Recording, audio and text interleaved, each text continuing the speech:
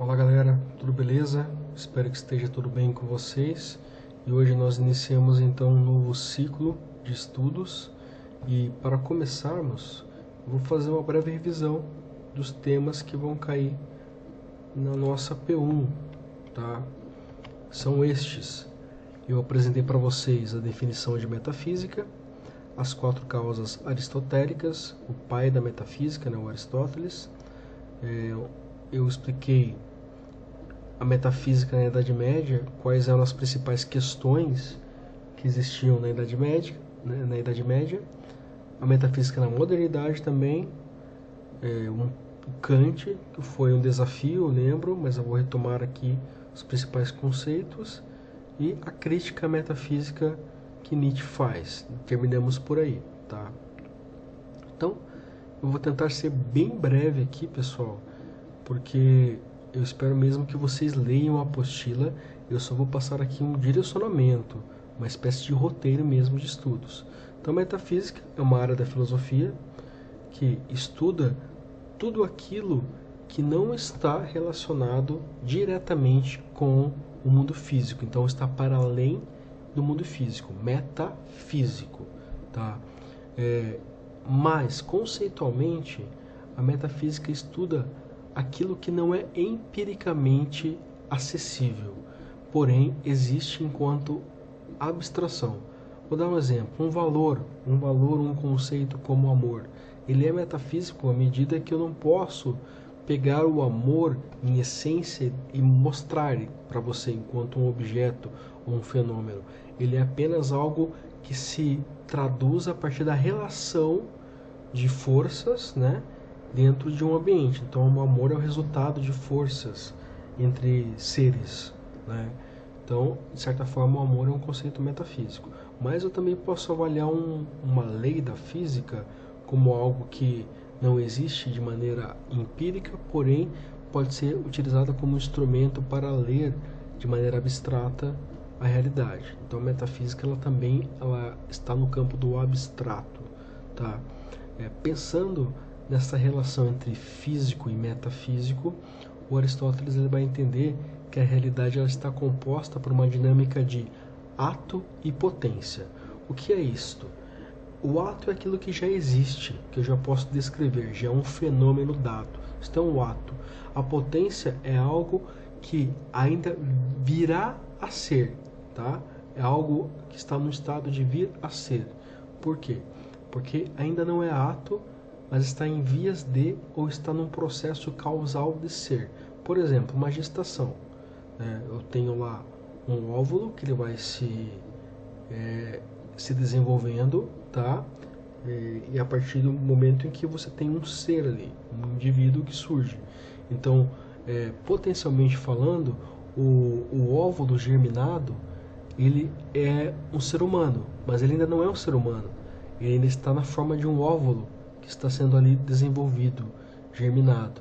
Ele só vai ser de fato um homem a partir do momento que houver ali a concepção. Mas, enquanto ele ainda não é um homem, ele é potencialmente um homem. Então ele ainda vai ser um homem, porém ele já tem todos os traços que permitem isso. Eu sei que parece um pouco complicado, mas é basicamente um intermédio entre os atos que compõem o mundo, tá?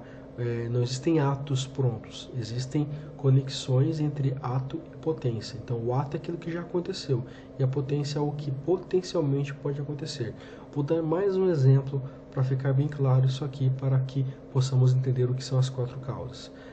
Eu sou potencialmente um cadáver. Eu ainda não sou cadáver, mas naturalmente todo o processo que compõe a vida vai ter como resultado a morte. Então, potencialmente, eu sou um cadáver, tá? Potencialmente, eu sou alguém que, sei lá, terá alunos muito bem posicionados, porque estudaram, tá? Então, potencialmente, eu gosto de acreditar que vocês vão ter um futuro brilhante, vão ter um futuro bem expressivo. Tá? Mas ainda isso não se concretizou. Para isso vocês precisam desenvolver outras categorias, né? Mas potencialmente vocês são pessoas que vão chegar a um status de entendimento da realidade melhor do que agora, tá? Uma vez que vocês vão estudar cada vez mais, tá? Então, aqui nós temos, a partir dessa ideia de ato e potência, as 4 causas que determinam essa transição entre ato e potência. Então, a primeira causa é a causa material, é aquele substrato físico que já está dado, que permite a criação de outras realidades, de outras formas, né? Eu tenho a causa formal, e que é aquilo que define, que estabelece a identidade de uma coisa. Então, a forma, aquilo que a coisa será, tá? Eu tenho a causa eficiente, que é quem determina isso. Se é uma força externa, se é uma força interna, se é uma força que tem vontade própria, se não tem vontade própria, tá? Então, por exemplo, eu tenho aqui alguém que quer conquistar uma boa posição num concurso, tá? Então, este agente aqui, ele vai conduzir de maneira eficiente, tá, uma matéria dentro de uma forma para alcançar um determinado objetivo. E esse objetivo vai determinar a causa final, tá? Claro que isso aqui eu dei um exemplo de uma pessoa, mas eu posso encontrar na natureza. Vou pegar um exemplo mais claro aqui para vocês. Eu quero construir uma cadeira. A causa material da cadeira é a madeira, tá? A forma da cadeira, aquilo que define a cadeira, é o que vai me motivar. E a causa eficiente aqui será quem faz a cadeira. No caso, um carpinteiro. E a causa final é o porquê essa cadeira foi feita, para que ela serve, tá? Então, tem matéria-prima que é a madeira, eu tenho a definição da forma da cadeira, né? Quem faz a cadeira e o objetivo final, né? A finalidade, tá?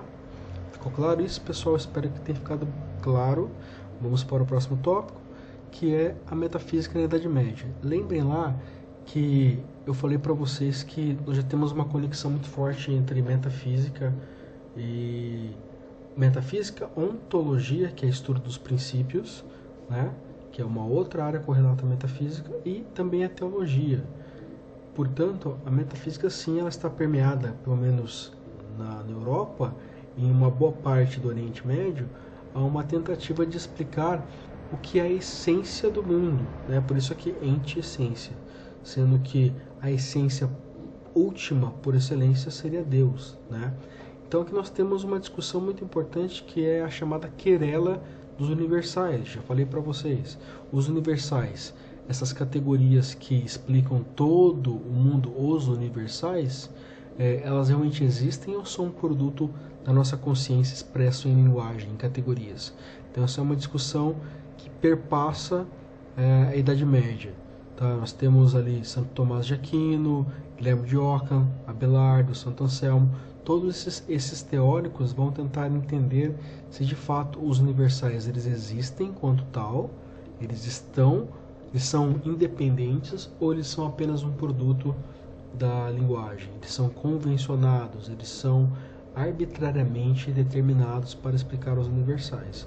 Por isso, lá como eu falei para vocês em aula, o nome da rosa, né? Será que todas as rosas são vermelhas? Ou isso é um nome que nós utilizamos para atribuir a vermelhidão daquele fenômeno, né? Mas de fato cada rosa tem uma particularidade, mas eu digo que todas as rosas são vermelhas porque eu quero atribuir um sentido universal àquelas rosas e a todas as rosas, né? Então isso aqui é uma discussão muito importante na Idade Média. É isso que eu vou cobrar para vocês. Qual era o principal assunto, a principal temática em torno da metafísica que era discutida na Idade Média. Passando para a Idade Moderna, aqui eu já tenho inserção do método científico. Então a metafísica ela vai muito mais a tentar compreender os limites e alcances da consciência humana, do conhecimento humano, né? Então da cognição humana.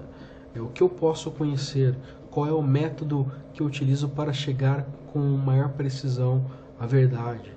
Então aqui eu vou introduzir muito mais, de maneira muito mais rigorosa, a ideia do método científico, tá? E isso aqui vai dividir e diferenciar aquilo que eu posso conhecer, aquilo que está ao meu alcance e aquilo que eu não posso conhecer, que está fora do meu alcance. Aquilo que eu não posso conhecer, eu vou determinar de certa forma como metafísico também. Então aqui eu vou, de certa forma, cortar essa conexão entre aquilo que eu não consigo, que é inefável, que está para além do meu alcance, para aquilo que eu vou demarcar como forma de conhecimento. Aqui nós temos o pensamento cartesiano, que impacta a nossa relação com o mundo, né? Eu tenho agora disciplinas separadas, cada qual em seu espaço de atuação. Então, a metafísica aqui ela está muito mais associada a demarcar o que eu posso conhecer e o que eu não posso conhecer.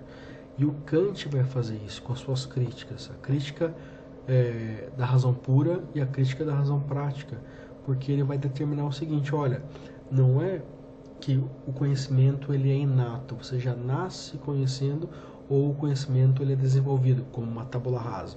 Então aquela discussão que existia entre racionalistas e empiristas, ela é conciliada pelo Kant, porque ele vai dizer o seguinte, olha, eu tenho um a priori, que são categorias, porém elas isoladamente não significam nada. Elas precisam da realidade para que dessa forma essas categorias elas moldem o mundo. É muito parecido aqui com a ideia até mesmo do Aristóteles, porque essas categorias elas estão aqui, ó, elas determinam a forma do mundo, elas são inatas na nossa consciência. Quais são essas categorias? Aqui, ó, as formas puras da razão. Eu tenho a priori, a razão pura aqui, né? Universal e necessário. Por que elas são necessárias? Porque não é possível eu conseguir criar categorias ou definir o que é o mundo conhecido sem essas formas puras da razão, né? Essas formas do intelecto. Quais são elas? A ideia de tempo, espaço, né? Que me dá a compreensão de dimensão e de relação com a existência, de finitude, né? Inclusive, então essas aqui são as formas puras da sensibilidade, que me permitem diferenciar o real do imaginário.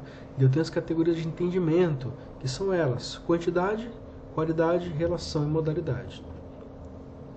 Então essas categorias aqui, elas já estão presentes no nosso aparato primário para acessar o mundo de maneira empírica.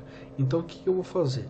Com essas categorias eu vou observar o mundo, né? Tenho a experiência, e daí essa experiência que é contingente, ela é externa a mim, não depende da minha vontade, vai definir junto com as formas da razão pura o que é a realidade. Portanto, eu utilizo as formas da sensibilidade para organizar, ordenar o mundo, para estabelecer uma relação lógica com o mundo. Ok? Então aqui, ó, galera, deixa eu só tirar esse cursor aqui para vocês verem, né? O conceito de garrafa forma-se com a parte a posteriori, mais a priori.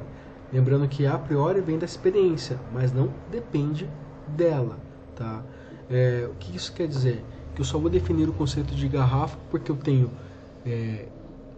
esses elementos puros da razão, essas formas puras da razão que me permitem organizar a realidade, daí sim definir depois da experiência com as categorias a priori o que é a garrafa, né? Então eu vou criar esse conceito de garrafa.